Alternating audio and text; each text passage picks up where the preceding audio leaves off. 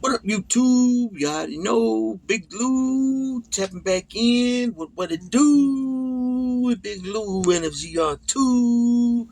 Baby. Fire! So check it out. As you can tell from that thumbnail, that's none other than Lex Lugar, the torture rack, right? Um,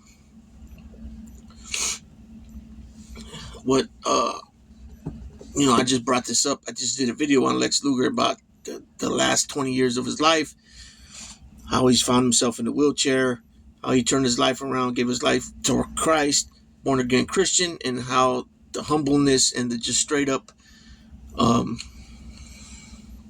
what's the word I'm looking for?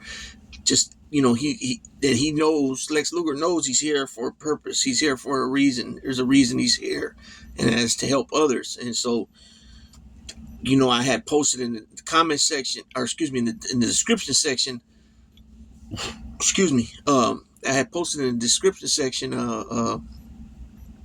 link to interview of an interaction interview, a shoot that he just did with what is his name, Chris Van Vliet or something like that.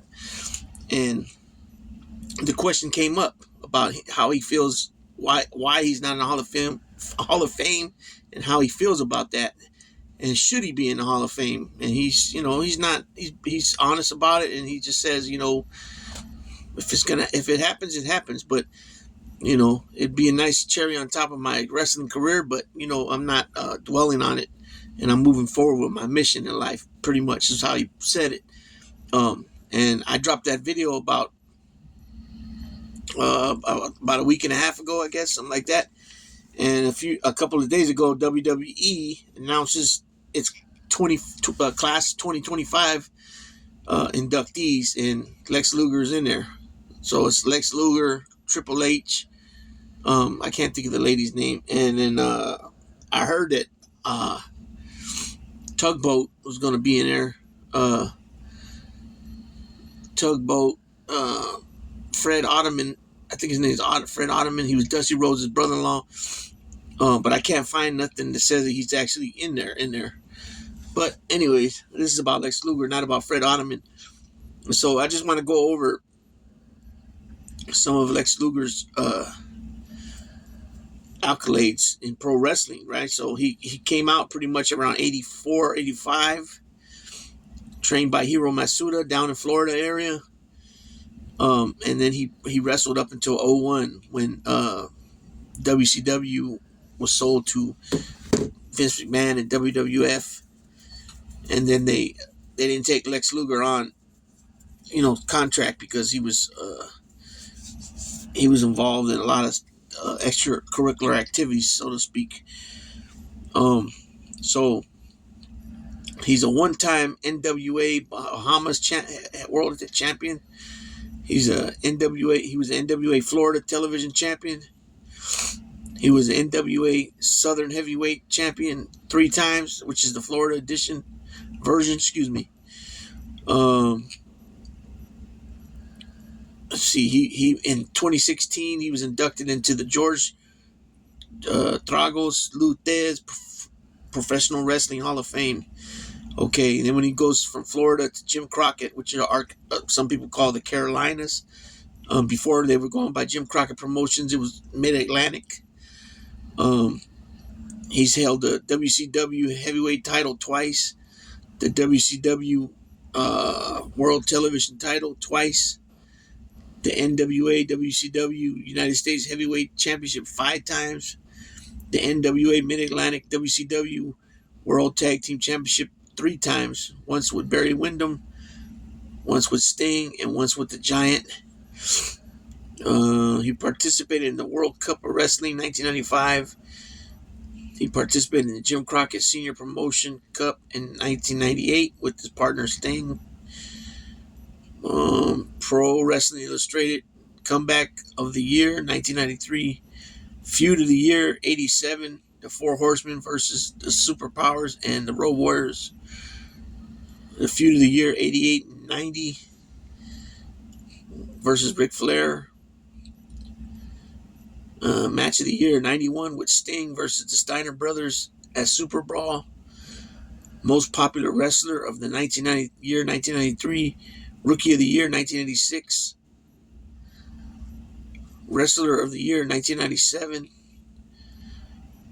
Ranked number 2 of the top 500 single wrestlers in the Pro Wrestling Illustrated 500 in 1991.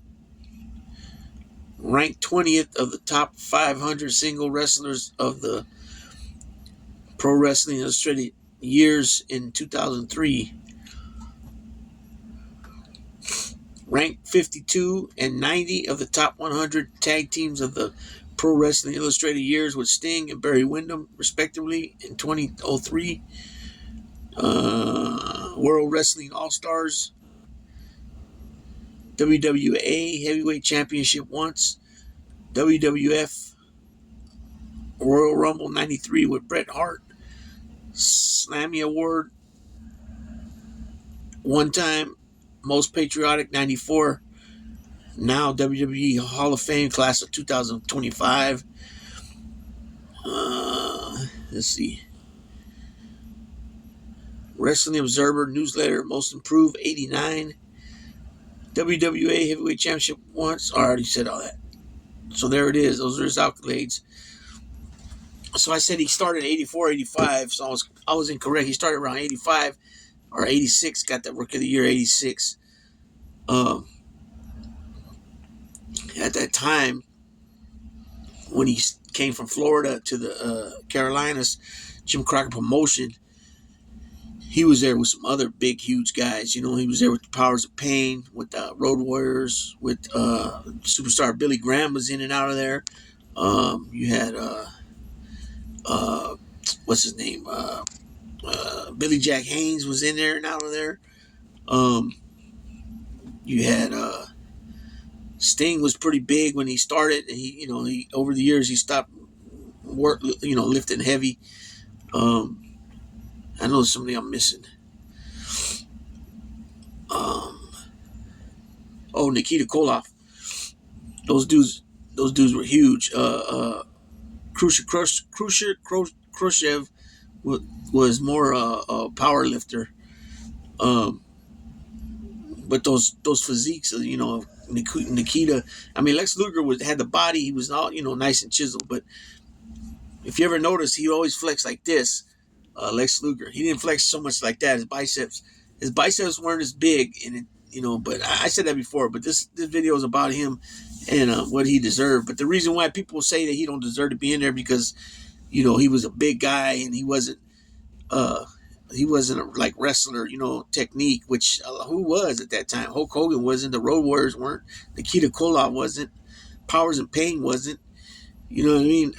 Rick Rude was different. Rick Rude was more, he was more polished, way more polished wrestler, more chiseled and, ex bodybuilder and all that. But, he put a lot, by the time Rick Rude was in Jim Crockett Promotions, he already put a lot of work in Memphis, in Texas, you know what I mean? He already, and I don't know if he wrestled in AWA. He might have already. I'm not sure if he ever wrestled up there or not. But the reason why I'm saying that because he's a Minnesota boy. But Luger got a lot. Because of his attitude back then, the way he was. Real my shit don't stink type stuff. I don't go to Walmart. That's where poor people go. That type of mentality.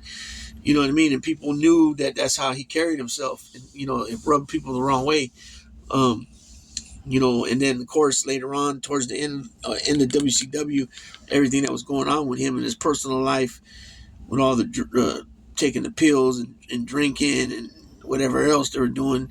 And then, of course, Miss Elizabeth ends up dying at his house. And he makes the call that, he found her dead or he found her unresponsive. So all those things are excuse me, are considered like, aggregated factors, you know what I mean? And,